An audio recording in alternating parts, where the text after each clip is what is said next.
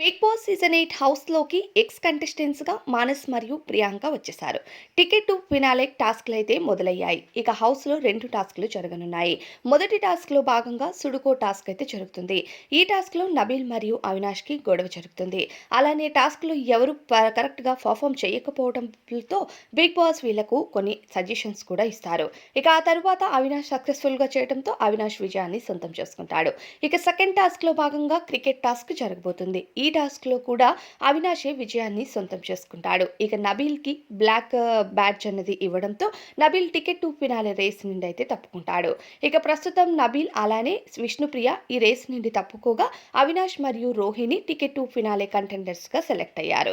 ఇక తదుపరి టాస్క్‌లో భాగంగా మరో కంటెస్టెంట్స్ కొంతమంది పార్టిసిపేట్ చేయబోతున్నారు. అంటే గౌతమ్, నిఖిల్ వీళ్ళంతా సెకండ్ పెట్టే టాస్క్‌ల్లో పార్టిసిపేట్ చేయబోతున్నారు. మరి ఈ కంటెస్టెంట్స్‌లో ఏ కంటెండర్స్‌గా సెలెక్ట్ అవుతారు అనుకుంటున్నారో ఖచ్చితంగా కామెంట్స్‌లో చెప్పండి.